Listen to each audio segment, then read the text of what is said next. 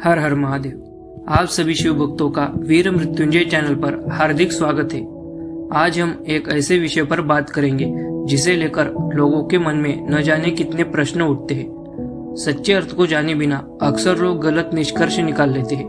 न सिर्फ स्वयं भ्रमित होते हैं बल्कि दूसरों को भी भ्रमित कर देते हैं। आप समझ ही गए होंगे कि मैं किस विषय की बात कर रहा हूँ। शिवलिंग।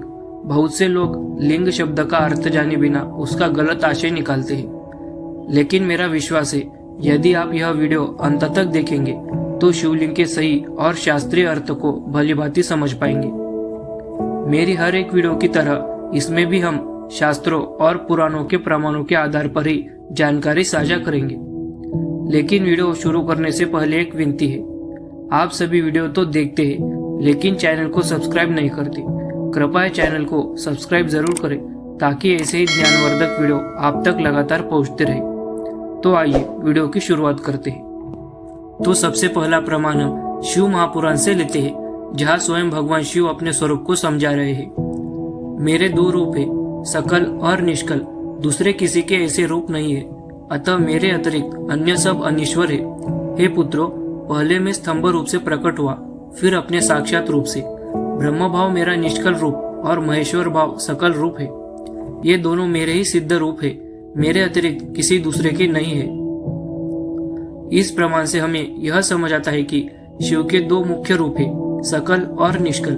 निष्कल मतलब निर्गुण, निराकार, अदृश्य और अव्यक्त, और यही निराकार स्वरूप शिवलिंग कहलाता है। शिवलिंग कोई मूर्ति नहीं है बल्कि वह परम ब्रह्म का प्रतीक है।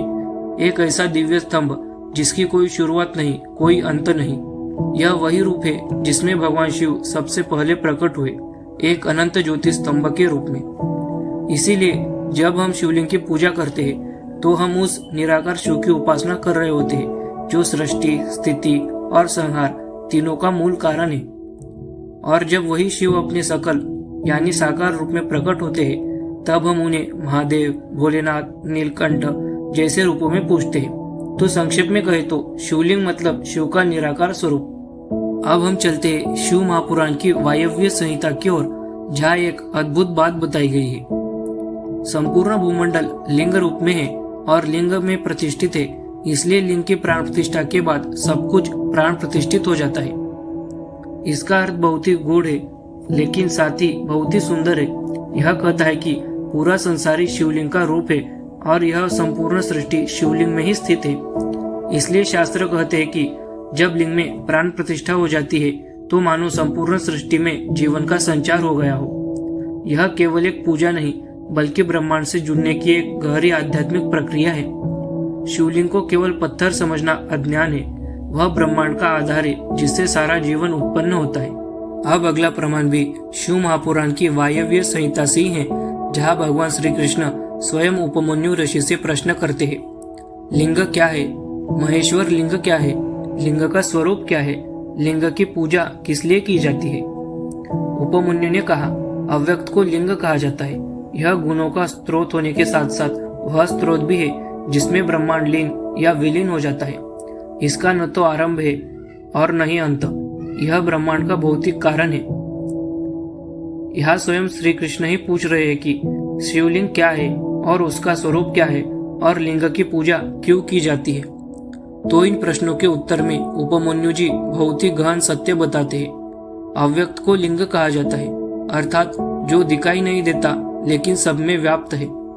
यह गुणों का स्रोत भी है, यानी सारा सृजन, सारी प्रकृति, सारी शक्तियाँ इसी अव्यक्त तत्व से उत्पन्न होती है। और यह वह स्रोत भी है जहाँ अंत में सब कुछ विलीन हो जाता है। इसका न तो कोई आदि है और न ही अंत।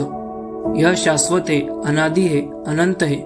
और यही शिवलिंग है, ब्रह्मांड का मूल कारण, संपूर्ण सृष्टि का आधार। इसलिए शिवलिंग की पूजा केवल किसी देवता की मूर्ति की पूजा नहीं है, यह पूजा है उस परम सत्ता की जो हमारे अस्तित्व से लेकर ब्रह्मांड तक हर कण में समाई हुई है।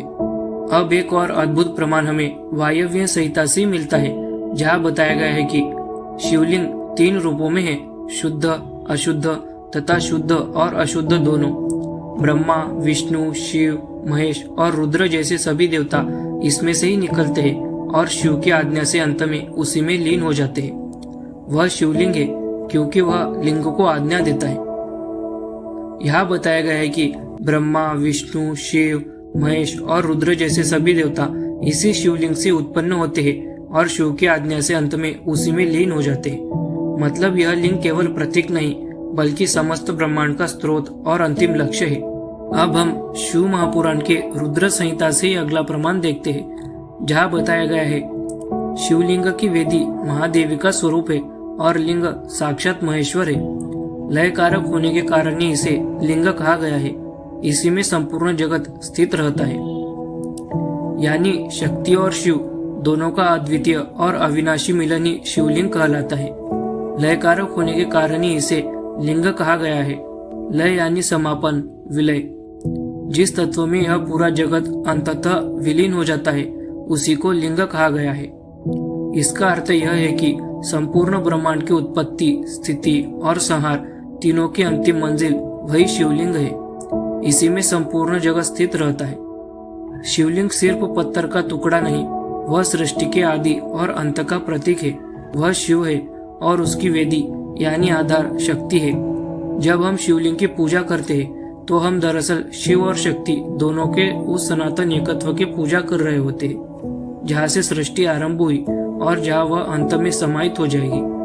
अब तक जो भी प्रमाण हमने देखे वो सभी शिव महापुराण से थे, लेकिन अब हम एक और महत्वपूर्ण पुराण यानी शिव धर्म पुराण से प्रमाण देखते हैं, जहाँ शिवलिंग के अंतिम रहस्य को बताया गया है। वहाँ कहा गया है प्रलय के अंत में सभी देवी देवता शिवलिंग में विलीन हो जाते हैं।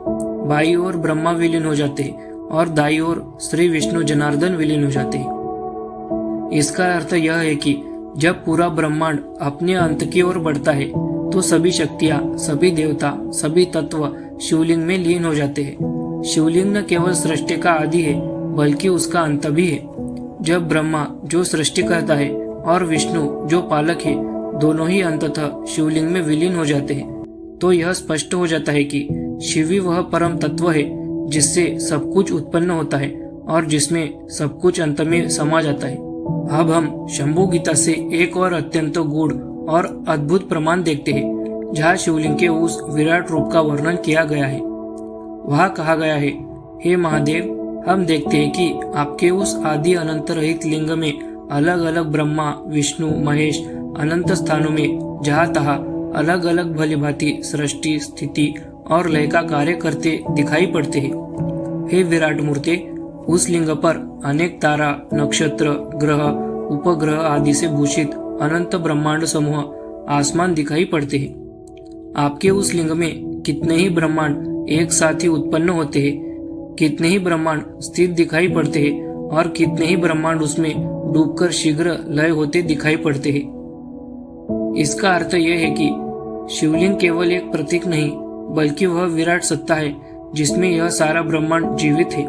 जैसे ब्रह्मा उसमें सृष्टि कर रहे हैं, विष्णु पालन कर रहे हैं और महेश उसका संहार कर रहे हैं। शिवलिंग वो है जिसमें असंख्य ब्रह्मांड एक साथ जन्म लेते हैं, कुछ स्थित रहते हैं और कुछ उसी में लीन हो जाते हैं। जब हम शिवलिंग के सामने खड़े होते हैं तो हम दरअसल उस विराट ब्रह्म का दर्शन कर रहे होते हैं, जहाँ अनंत ब्रह्मांड, तारे, ग्रह, नक्षत्र सभी उसी में विद्यमान होते हैं। फिर आगे शंभु गीता में शिवलिंग के विराट रूप को और भी गहराई से दर्शाया गया है। वहाँ कहा गया है कि उस चिन्मय विराट लिंग पर अनंत ब्रह्मांड समूह, अनेक देव, ऋषि, पितृ, असुर, मानव और चतुर्विध भूत संघ के साथ ऐसे प्रतीत होते हैं जैसा कि किसी पत्थर के खंभे पर विचित्र मूर्तियां खुदी हुई हो। हे ज्ञान सिंधु, हे दयालु, वह मूर्तियां भी प्रस्तर खोदित है और कुछ नहीं है। इसका मतलब यह है कि शिवलिंग में अनगिनत ब्रह्मांड मौजूद है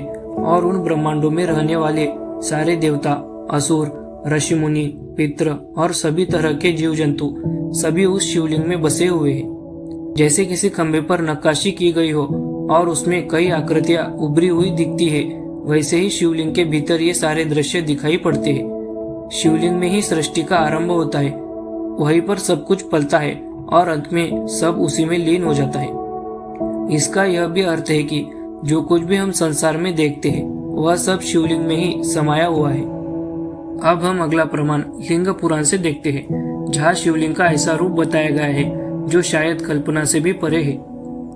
ब्रह्मा, शंभु, भगवान विष्णु, देवी रमा, धरा, लक्ष्मी, धृति, स्मृति, प्रज्ञा, दुर्गा, शची, समस्त रुद्र, सभी वसु, कार्तिकेय, विशाख, शाक, भगवान नैगमेश, समस्त लोकपाल, ग्रह, नंदी आदिगण, प्रभु गणपति, पित्र, मुनिगण, कांतिमान कुबेर आदि यक्ष, सभी आदित्य, वसु, वैद्य श्रेष्ठ दोनों अश्विनी कुमार, विश्वदेव, साध्यगण, पशु पक्षी और मृग, ब्रह्मा से लेकर स्थावर पर्यंत सब कुछ शिवलिंग में प्रतिष्ठित है।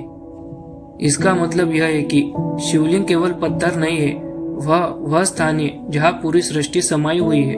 जो कुछ भी इस संसार में है, जो दिखाई देता है और जो नहीं भी, सब शिवलिंग में ही समाहित है। जब हम शिवलिंग की पूजा करते हैं तो हम किसी एक देवता की नहीं बल्कि पूरे ब्रह्मांड की पूजा करते हैं। उस शक्ति को प्रणाम करते हैं जिससे यह सारा जगत चलता है। इसलिए शिवलिंग के सामने झुकना मतलब हर जीव, हर शक्ति और हर दिशा को नमस्कार करना है, क्योंकि सब कुछ उसी में है और अंत में सब कुछ उसी में वापस चला जाता है। अब हम अंतिम प्रमाण शिव महापुराण से देखते हैं, जहाँ बताया गया है कि शिव जी की संपूर्ण लिंगों की कोई निश्चित संख्या नहीं है, क्योंकि यह समस्त पृथ्वी लिंगमय है और सारा जगत लिंगमय है, सभी तीर्थ लिंगमय है, सारा प्रपंच लिंग में ही प्रतिष्ठित है, यद्यपि उनकी कोई संख्या नहीं है। इस प्रमाण से ये और स्पष्ट हो गया है कि शिवलिंग में समस्त चराचर जगत स्थित है और समस्त तीर्थ लिंग में स्थित है। तो दोस्तों, आपने देखा कि शिवलिंग का मतलब जिसमें समस्त ब्रह्मांड और सभी देवी देवता प्रतिष्ठित है। फिर भी आजकल बहुत लोग शिवलिंग को लेकर गलत फहमी में है। कुछ लोग इसे अश्लीलता से जोड़ देते हैं या सिर्फ एक पत्थर की मूर्ति समझते हैं। लेकिन शिवलिंग शिव का निराकार रूप है, वो रूप जो सृष्टि के हर पहलू को अपने में समेटे हुए है। लिंग शब्द का मतलब भी कोई गलत नहीं है, यह तो बस चिन्ह या प्रतीक है। जब लोग शिवलिंग के बारे में गलत बोलते हैं तो हमें समझना चाहिए कि वो शायद शास्त्रों को ठीक से नहीं समझ पाए। शिवलिंग का मतलब कभी भी अश्लीलता से नहीं रहा। यह तो सृष्टि की उत्पत्ति, पालन और संहार का प्रतीक है जो पूरे ब्रह्मांड में फैला हुआ है। तो अगर आप भी कभी शिवलिंग को लेकर कोई गलत फहमी में रहते थे तो अब आप समझ गए होंगे कि यह कितना महत्वपूर्ण और दिव्य है, और यही सच्चाई है जो हमें फैलानी है। शिवलिंग को गलत तरीके से ना समझे, क्योंकि वह शिव का सबसे शुद्ध और निराकार रूप है। तो चलिए, आज का वीडियो यहाँ समाप्त होता है।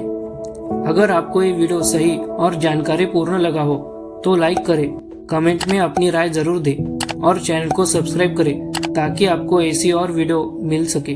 तब तक के लिए हर हर महादेव, जय माता आदि पराशक्ति।